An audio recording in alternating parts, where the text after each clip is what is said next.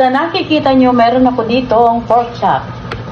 So ipapakita ko sa inyo kung paano ko ginagawa ang pork chop na gustong-gusto ng buong pamilya namin because it's not dry, it's still juicy even if you grilled it. Ganito lang talaga ang ginagawa ko pag nagbababad ako. It's always requested na the same ang gamitin kong ingredients para ibabad ito.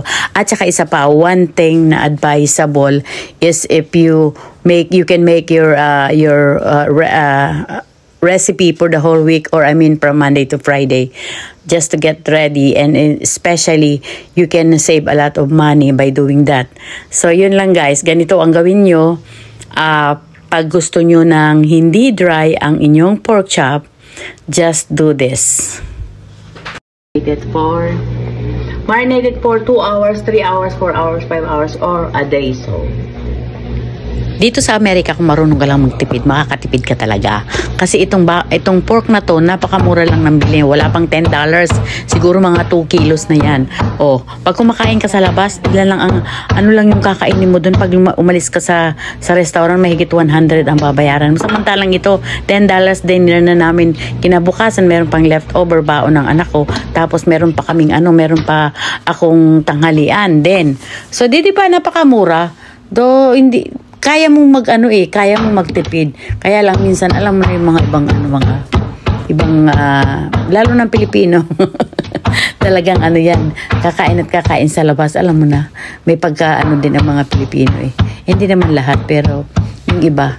Tsaka karamihan yung mga foreigner talaga. Kasi hindi sila karamihan sa kanila hindi marunong magluto. Ganitong timpla talaga ang gustong-gusto ng anak ko at saka gusto ng manugang ko at saka ang mga apo ko. Kaya lagi kong ginagawa yung ganyang timpla. Una, kahit sa manok, ganyan ang ginagawa ko. Imamarinate ko muna siya lagyan ko ng halimbawa olive oil o kaya vegetable oil. Coated mo dun sa buong pork chop. Pero bago mo i-coated yan ng olive oil, kailangan fok-fok mo muna para yung tenderizer na pang fok-fok. Para kahit na maluto siya, hindi siya dry kasi at saka napakalasa talaga. Nilagyan ko lang yan 5 spices yan, nabibili mo yan sa grocery, and nilagay ko ng paprika, black pepper, garlic powder, and then the pork rub, and then the garlic powder, inulit ko lang. Yan lang ang nilalagay ko. Tapos mamasa ko lang siya. Pagkatapos kung masahin yan, mamarinate ko na yan ng ilang oras. Kung halimbawa, kailangan mo yan mamayang gabi, kailangan mo yan mamayang gabi, kaninang umaga, ibabad mo na yan. Or you can marinate it for overnight. Kasi the more you marinate it like overnight, the meat will become tender and more tastier. That's what I do.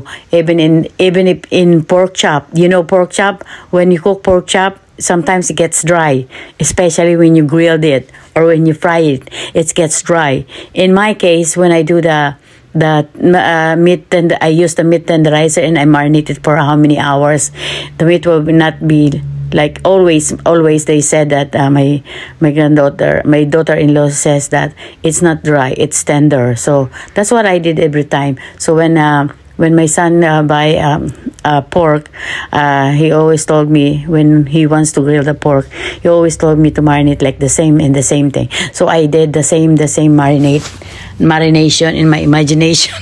Chara, joke. Yan lang ang ginagamit ko. So ayun nga guys, so 'di ba mas nakakatipid ka na.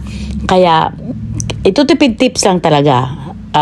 Try to make 1 week menu, or it's either one from Monday to Friday, because during the weekends it's the weekend of your. So ayun lang, advice, make your menu from Monday to Friday because the weekend is for the family also, and go out and eat out like that, or go to the park. That's the time for your family.